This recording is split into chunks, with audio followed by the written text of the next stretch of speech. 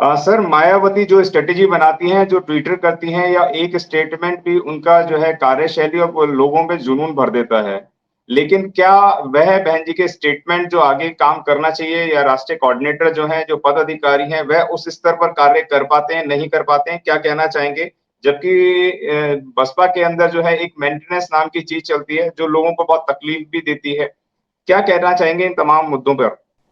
देखिए, बहुजन समाज पार्टी विश्व की एकलौती पार्टी है जिसमें पार्टी में जी। रहने के लिए टैक्स देना पड़ता है। दुनिया की अकेली पार्टी जिस पार्टी में रहने के लिए आपको टैक्स देना है, हर महीने आपको कुछ ना कुछ टैक्स के रूप में देना है, तब आप बसपा में बने रह सकते हैं।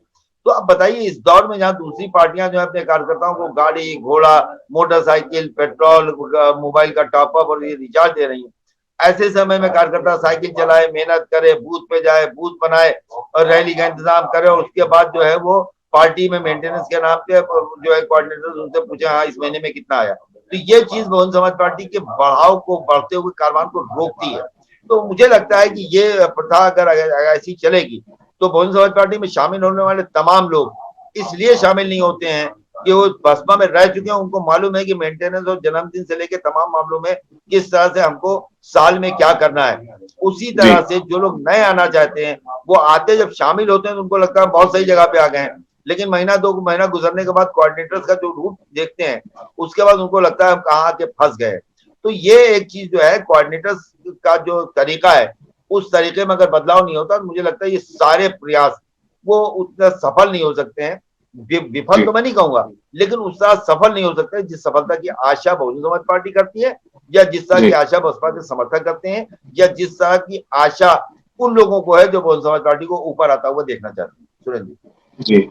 सर, अभी मैं एक मीटिंग में गया हुआ था, वहाँ पे मंत्री सुमित रतन थे, और सुमित रतन ने उन्होंने स्टेटमेंट दिया। उन्होंने कहा कि बसपा सुप्रीमो बहन कुमारी मायावती के अंदर कोई भी कमी नहीं है, जो कमी है वो पदाधिकारियों के अंदर है या कोऑर्डिनेटरों के अंदर है, वह इस सिस्टम को आगे बढ़ने नहीं देना चाहते। इस तरीके का उनका बड़ा ज्वलित उन्होंने मुद्दा उठाया, और इस मुद्दे पे ढेरों सारी तालियां भी नजर आई। मैं ये नहीं मानता हूँ कि वो जो जो उन्होंने आपसे बाइट में कहा, जो बयान में कहा कि सिर्फ कोऑर्डिनेटर की गलती है।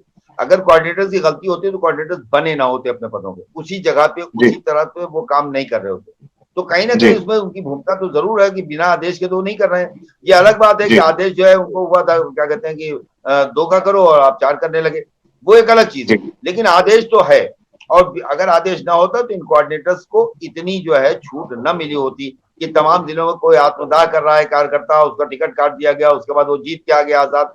और उसके बाद भी दो अभी मैंने देखे हैं चेयरमैन पश्चिमी उत्तर प्रदेश में, मुजफ्फरनगर या सहारनपुर के, दोनों का टिकट काटा गया, दोनों जीत गए। शमसुद्दीन रायनी ने टिकट काटा, दो के दोनों जीत गए, और दोनों को वहां के जो कोऑर्डिनेटर है वो लाके मायावती से मिला के गए। मायावती ने उनके साथ फोटो खींची, उनको बताया गया कि इनको टिकट नहीं दिया गया। तो ये तो है जी।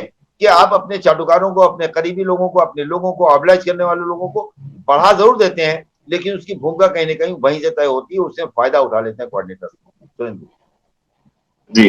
सर, बहन जी का इस वक्त जो समीकरण है, जिस तरीके से ठाकुर और ब्राह्मणों को थोड़ा सा दरकिनारे कर दिया है बसपा सुप्रीमो मायावती ने, तो क्या दलित मुस्लिम और ओबीसी का किस तरीके से गठबंधन देखकर, मतलब कि जो समीकरण है बहन जी का, इसको जोड़कर 2024 के अंदर कहां तक देखते हैं आप बसपा को? ठाकुर पंडित साथ में रख के करते क्या? जिसका जी। आपको 1% भी वोट नहीं मिलना है उसको अपने साथ दरकिरार करने की जरूरत क्या, हो तो खुद ही आपको छोड़ के गया। तो ये तो जी। वो वाली बात होगी ना जो गोदी मीडिया करता है कि साहब उनको उन्होंने आजकल दूरी बना ली है। जिसने खुद दूरी बना ली है, देश में 100% मुसलमान और जी। 100% ब्राह्मण। ब्राह्मण भारतीय जनता जी। पार्टी का वोटर है, और ब्राह्मण जो है non non Bharatiya Janata party का, मुस्लिम जो है नॉन भारतीय जनता पार्टी का वोटर है। तो इसमें जी। तो सच है बिल्कुल, इसमें ये कहना कि दूरी बना ली है, खरी जी। गुर्बत गलत हो गई। आप बताइए कि सतीश चंद्र मिश्रा पूरे परिवार के साथ पूरे प्रदेश में जाके कैडर कैंप करेंगे, और उसकी तैयारी जो है आपका दलित मतदाता, दलित कार्यकर्ता करेगा, उसमें जाके जो है सतीश चंद्र मिश्रा ब्राह्मण सम्मेलन करेंगे।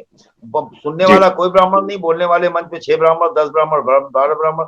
उसी का तो असर पड़ा है 2022 में, जो इतना नुकसान उठाना पड़ा बहुजन समाज पार्टी को। किसी जी। एसपी मिश्रा, उनके लड़के, उनके दामाद, उनकी पत्नी पूरे प्रदेश में जा रहे हैं।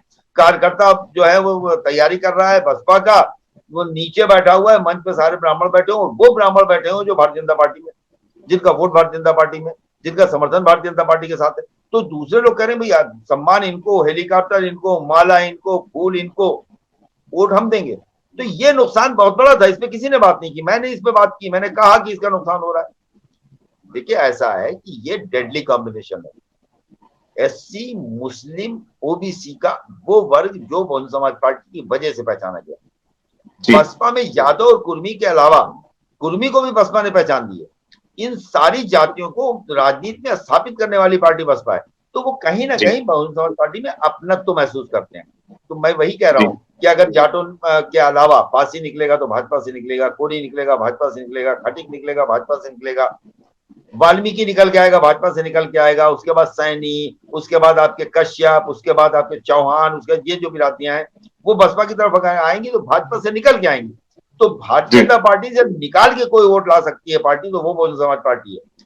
दूसरी पार्टी भारतीय जनता पार्टी के खिलाफ वोट इकट्ठा कर सकती है जो उसके खिलाफ है, लेकिन भाजपा का वोट कम नहीं कर सकती। बसपा की ताकत यह है कि बहुजन समाज पार्टी भारतीय जनता पार्टी के वोट में कमी करा सकती है और उस लड़ाई को जीतने में आसानी मुहैया कर सकती है, जो लड़ाई मोदी बनाम आम के होने की बात मीडिया करता है।